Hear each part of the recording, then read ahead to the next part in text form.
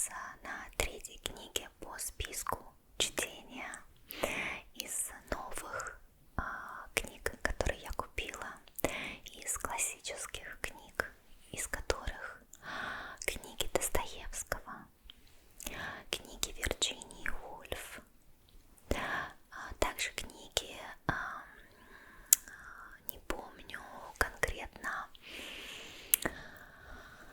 имя этого исполнителя, вроде как Скотт Фицгеральд, Гэтсби, книжка. Я сейчас ее читаю, и я уже запаслась кучей, просто кучей книгами. Я немного шопоголик во всех планах, но я посчитала, что книги лишними не бывают, а шопоголизм у меня не в тяжелой форме. Просто когда я расслаблена, я готова купить больше, чем нужно, так скажем. Короче, я купила кучу книг, которые я хочу прочитать, из которых Джейн Остин, Шарлотт Бронт, я не помню, это два исполнителя, это один исполнитель и одно название романа, я точно не помню. Да, вроде как это два исполнителя. Неважно, это сейчас не важно. Я, когда начну читать книгу, я начну и изучать самого исполнителя. Я в последнее время так делаю, я начинаю читать книгу, и далее я перед чтением или на первых страницах чтения я останавливаюсь и иду изучать, к примеру, в Википедии про исполнителя этой книги. Например, я прочитала всю историю Достоевского, и достаточно интересная личность, интересный персонаж. Также я почитала про Вирджинию Вульф, тоже очень интересная, при этом немного грустная личность. Вот, и сейчас вот буду изучать все остальные по очереди. Вот, кстати, писателя книги Гэтсби я еще не изучила, хотя я уже ее начала, и я уже на 3-й или 4-й главе, поэтому надо все-таки узнать больше об исполнителе. В общем, помимо чтения, хотела с вами поделиться немного по-дружески. У меня немного, я бы сказала, интересно сложный период в жизни в данный момент. Не знаю, как будто я надеюсь, по крайней мере, что такие маленькие кризисы приводят к каким-то изменениям. Сегодня у меня была первая сессия у нового психолога. Я еще не поняла, буду ли я продолжать с этим психологом работу или нет.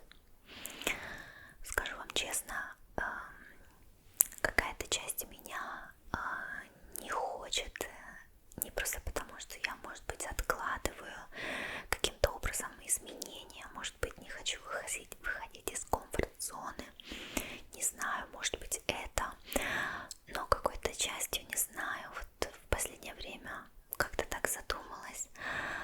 Наверное, это не так, но я хочу быть честной с вами. У меня иногда такое чувство, не со всеми психологами, но иногда у меня было такое чувство, что, не знаю, как будто я их заработок, не знаю, это странно осознавать в плане того, что это нормально платить психологам, так и должно быть, окей, но это граничит с каким-то, не знаю, как будто вот человечеством, вот не знаю, вроде как и помогает тебе человек, но при этом нужно платить за помощь, не знаю, вот у меня какая-то вот такая вот сейчас фаза, где вроде как хочется и довериться человеку,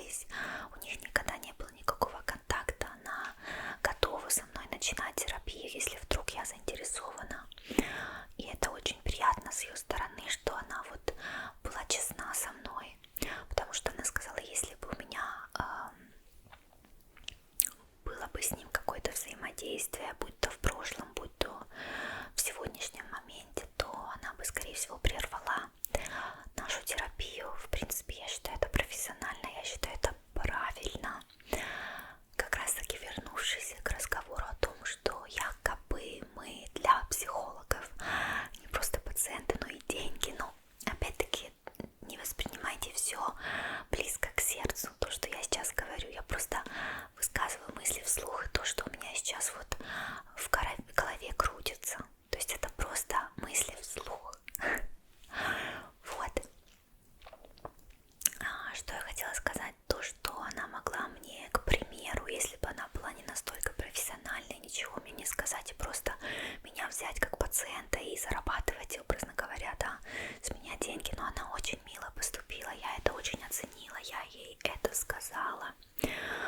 Вот, но сейчас, вернувшись с сессии, я, естественно, ей уже рассказала много чего о себе, о личном, о своих каких-то там проблемах, то, где я хочу проработать.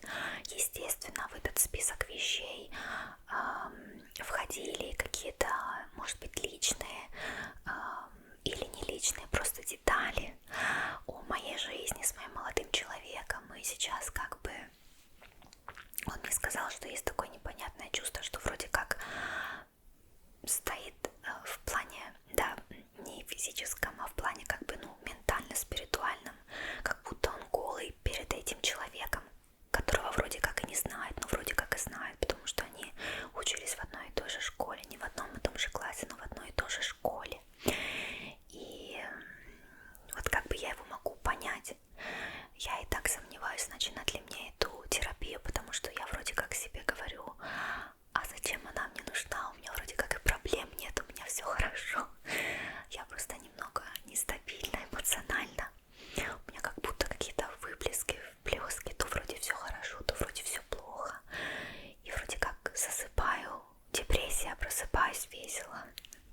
Какие-то качели. Но это у меня всю жизнь так. Уже как бы лучше я нахожу какие-то свои, так скажем, моменты спокойствия, но все же вот хочется больше контакта с собой, и для того, чтобы его развить, как бы я посчитала, что мне, может быть, нужен психолог для того, чтобы благодаря нему я бы нашла, как сказать, инструменты, благодаря которым работать с собой. То есть для меня очень важна поддержка, и для меня это значительно важно. Я не до конца в себе уверенный человек, у меня есть, так скажем, проблемы с самоуверенностью. Вот, и поэтому для меня какая-то поддержка, какие-то отдельные советы были бы важны. Вот, это к тому, что просто вот сейчас вот такие у меня внутри чувства. Да, такие дела. Хотелось с вами поделиться. Всегда приятно читать ваши комментарии, вашу поддержку, какая-то отдушина. Вот, потому что иногда моменты, когда просто бывает как-то тяжело. У меня даже сейчас слезы наворачиваются, я не знаю почему. Я не знаю, буду ли я вырезать этот момент. Ну как-то не знаю. Такое вот у меня состояние сейчас в последнее время. Так, наверное, все-таки я это вырезать не буду. У меня даже салфетки с собой нет. Наверное, я это вырезать не буду, потому что хочу оставить все так, как есть. Только накрасилась, блин. Вот, и хочу, чтобы вы видели то, как есть на самом деле. И такие моменты это нормально.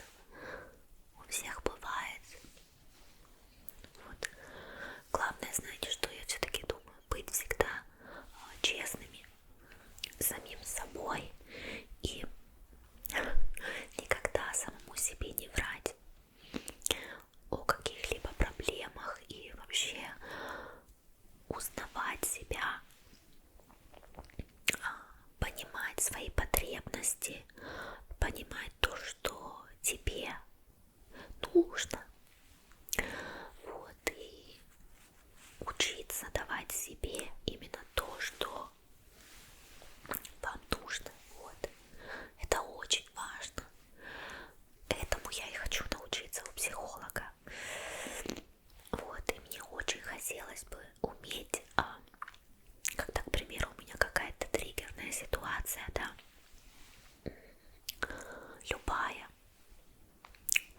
уметь в этот момент не просто все разрушить и видеть все, к примеру, черным цветом, а уметь в такие моменты поддержать себя и как выйти из своего тела и увидеть себя как будто со стороны, уметь себя поддержать и сказать: хорошо, ты сейчас себя так чувствуешь, если не так, то мы сделаем по-другому, и будет все равно хорошо, и будет все равно классно. У меня такое чувство иногда. Я сейчас не буду входить в крайности, потому что я не хочу. Это очень такие интимно личные вещи, сокровенные, с которыми даже иногда с самим собой не то, что не хочется делиться, но не хочется об этом думать, потому что как бы ни было, иногда это тяжело, потому что это повторяется и тяжело решить, и оно как циклом. Вот, происходит циклами, я имею в виду. Вот, и у меня иногда такое чувство, что вот если не так, то никак по-другому. Я очень категорична с собой, я очень строга с собой, слишком. Я не знаю, откуда у меня такая строгость к самой себе.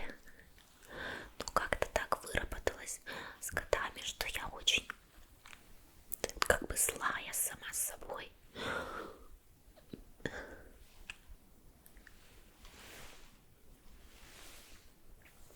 Иногда хочется саму себя поддержать, и хочется этому научиться. И поддержать себя, я имею в виду, таким образом, чтобы уметь выйти с ситуации лучшим образом. Вот. Вот поэтому как-то так. Я думаю, сейчас я пойду слегка вытру слез.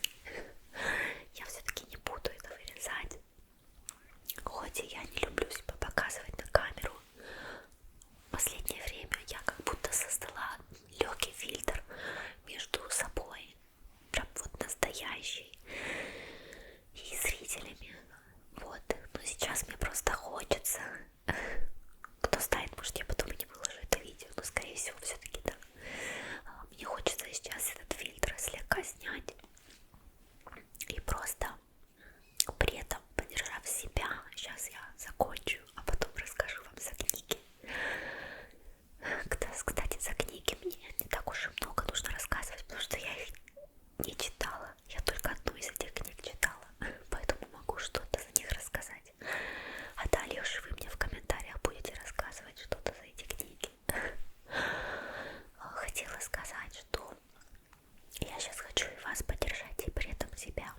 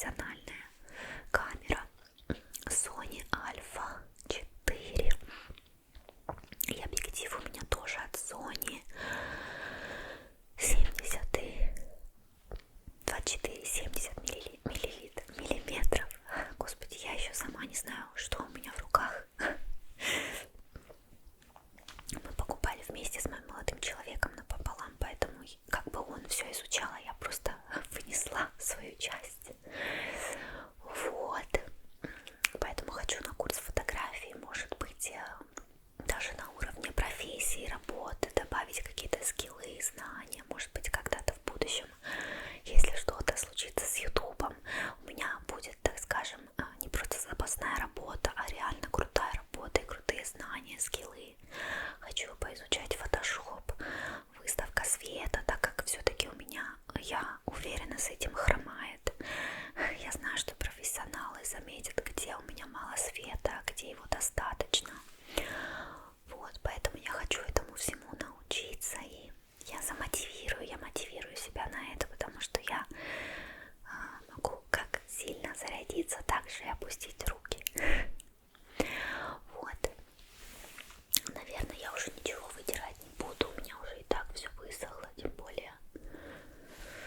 О, высохло.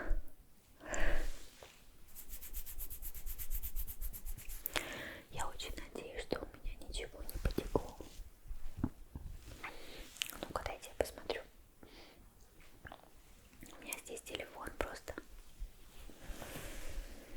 Я могу на себя посмотреть поближе.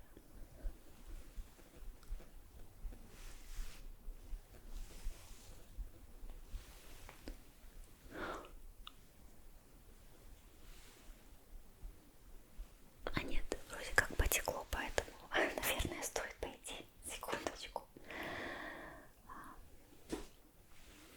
Секундочку.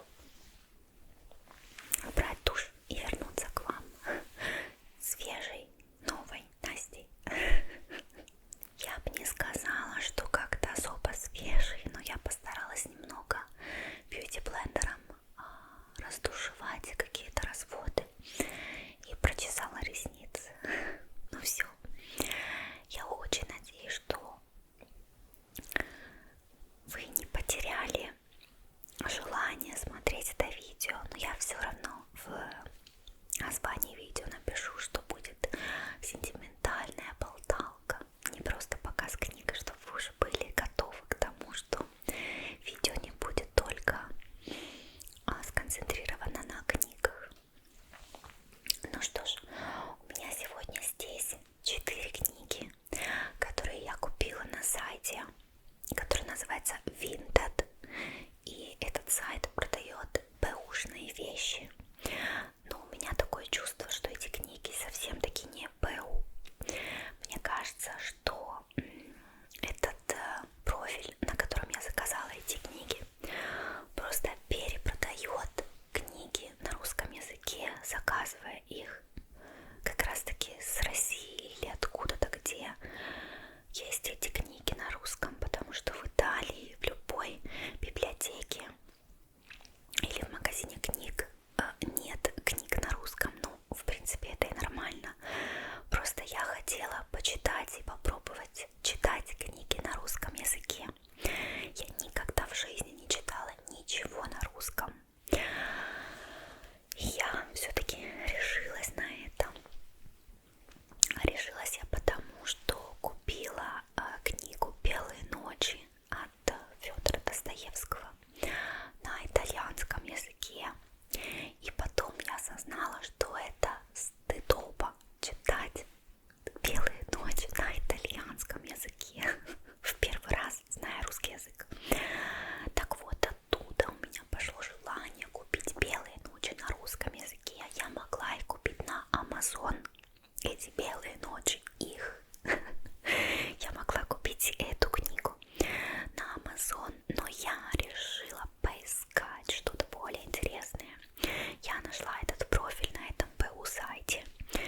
И вы не поверите, я купила не просто от Федора Достоевского «Белые ночи», но я купила «Мастер и Маргарита» от Михаила Булгакова, Лев Толстой, Анна Каренина. И также Михаил Булгаков «Собачье сердце». «Собачье сердце» мне когда-то, если я не ошибаюсь, посоветовала бабушка. Я не помню книгу или фильм, но мне кажется, никакого фильма, может и да, может и есть. Но мне кажется, она мне советовала книгу. В общем, я решила купить просто на закрытые глаза и прочитать, так как это классика, ее должны читать все. Никто ничего не должен, но просто мне хотелось. Так, ну что ж, начнем с «Белой ночи».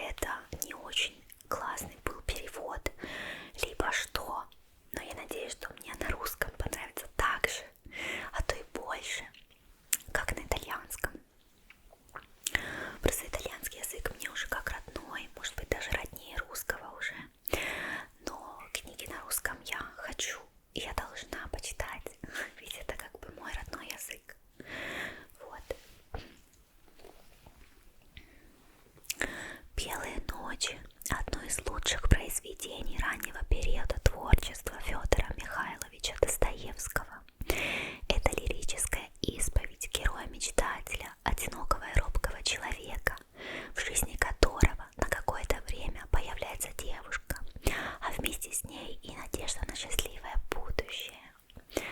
Эта книга мне подарила приятнейшие эмоции. Она как будто с какой-то ноткой ностальгии, естественно, с ноткой грусти. Но это очень романтичная, очень поэтичная грусть. Прям как какого-то философа, писателя. Ну, естественно, это же, ну, Фёдор Достоевский, как бы ни было, да. Поэтому я очень хочу почитать на русском языке. Так, когда мы несчастны, мы сильнее чувствуем несчастье других. Чувство не разбивается, а сосредоточивается. Господи, как же так возможно, что я могу читать на русском языке? Ну это же нереально. Вы представляете, знать два языка как своих родных? Ну это же классно. Я не училась в русских школах, я ни одного класса не прошла. И при этом я умею писать, читать, говорить без акцента. Также я умею писать прям курсивом, или как говорится. Не знаю, как говорится на русском. В общем, я умею хорошо писать. Ну, не прям супер, у меня все равно свой почерк такой необычный. Но я умею. Единственное, что мне не очень нравится в этой книге и вообще в этих книгах, кроме одной, это формат. Господи, ну это же микроскопическая книжка. Мне она напоминает Библию, я не знаю почему. И плюс ко всему, вот для того, чтобы ее хорошо прочитать у краев, не у краев, извините, а во внутренности, вот здесь вот я должна прям ее выворачивать вот так вот. Или как бы вот так вот постоянно ее крутить. Мне это не очень нравится. Я привыкла читать книги побольше, шрифт хорош, не слишком маленький, но я привыкла читать книги побольше форматом. Ну, что поделать, как есть, так есть. Я уже очень благодарна, что это вообще книга на русском, и что я ее нашла. Очень-очень много страниц, да, она маловато, но здесь все равно все достаточно классным шрифтом, но все равно так маленько все это написано, и книга примерно на 350 страниц. Я на итальянском читала, ну не знаю, страниц 100, не больше. Что же здесь такого написано, и как же эти итальянцы перевели эту книгу? Мне интересно прям узнать это. Узнать. Какой приятный таппинг пальчиками. Какой приятный таппинг пальчиками.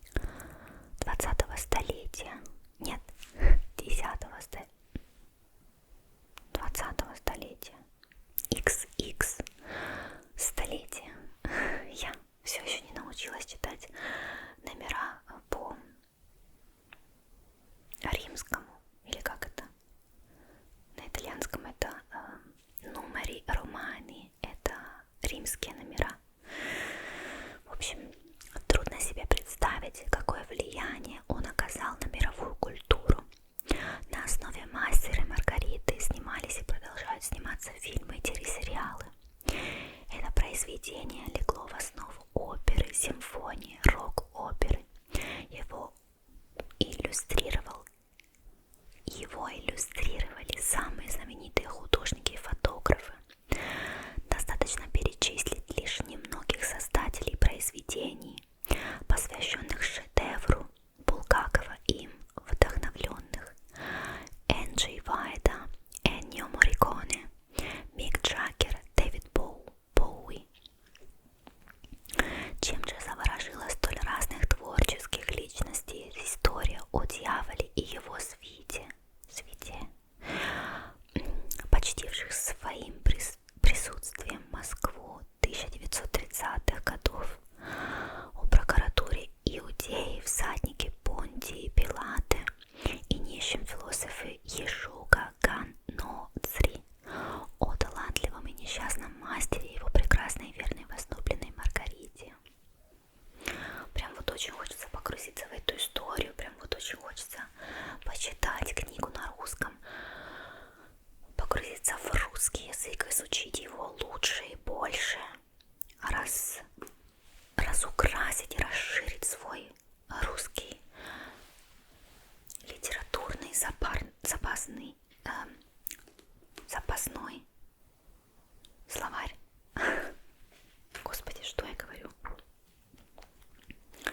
Короче, поддерживать свою русскую речь.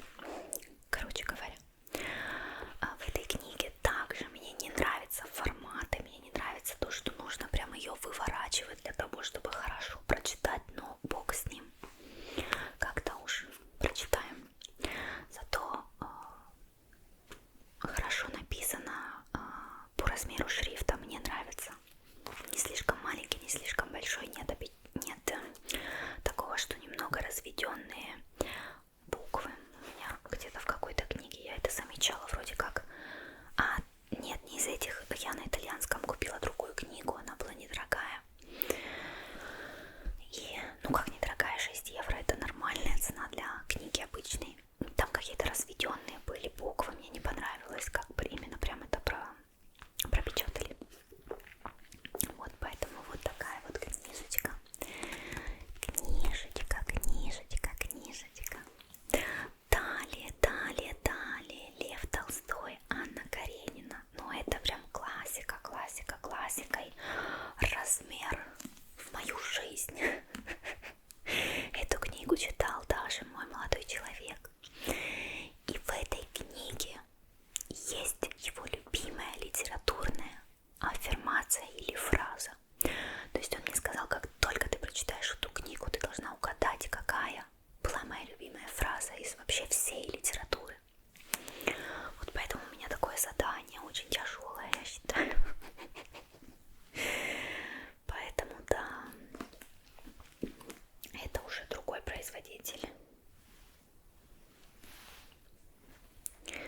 И здесь прям то же самое в плане того, что тяжело ее открывать. И шрифт, девочки и мальчики, здесь, конечно, серьезный. То есть здесь прям маленький шрифт, тоненькие странички, 100 миллиардов страниц. Но это роман в длиной всю жизнь.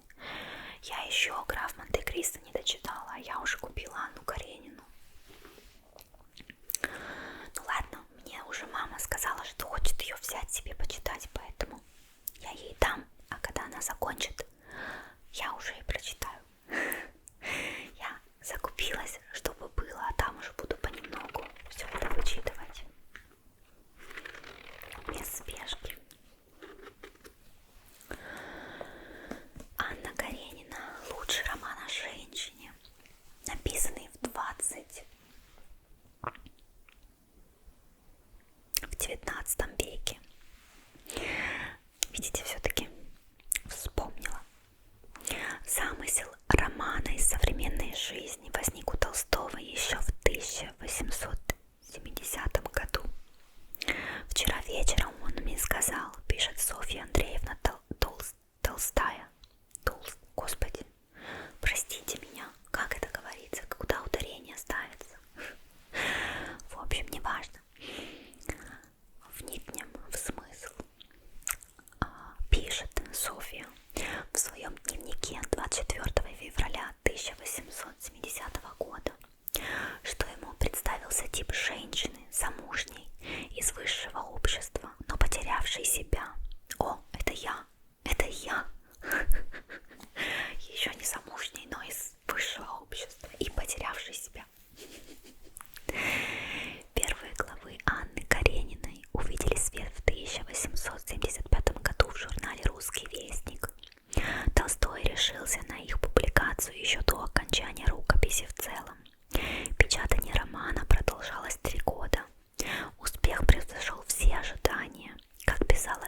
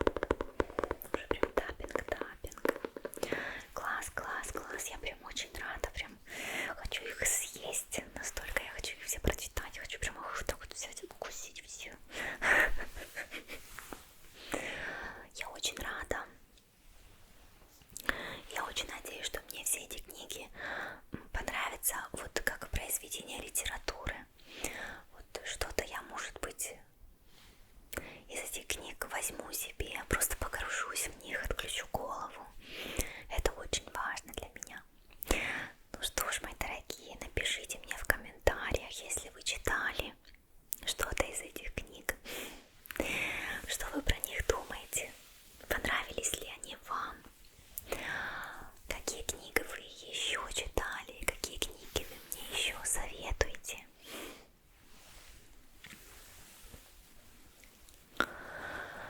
Я очень надеюсь, что это видео вам понравилось, что от начала до конца вы почувствовали себя дома. Может быть, как будто вы поговорили с дорогой подругой, с которой давно дружите. Я очень надеюсь, что я не помешала этому СМР-видео со своим начальным рассказом, но я думаю, что я могла только сделать правильно, быв собой и показав даже свою самую нежную часть внутри себя, которая нуждается, может быть, в поддержке. Если хотите, вы можете меня поддержать в комментариях, я вам разрешаю. Мне будет приятно почитать ваши комментарии, может, какие-то ваши советы, может быть, что-то, что помогает вам в моменте сильной тревоги, каких-то мыслей, каких-то триггерных ситуациях, что-то вот, что вам помогает взять себя в руки и поддержать себя и выйти из этой ситуации победителем. Вот, поэтому обязательно поделитесь, если вам хочется. Обязательно поддержите это видео лайком, подпиской, если вы еще не подписаны. И обязательно подписывайтесь на все мои остальные соцсети. В начале видео всегда есть вступление, где есть все мои остальные соцсети. И в описании, в инфобоксе вы тоже можете все найти. Спасибо вам большое за то, что вы были со мной. Я вас всех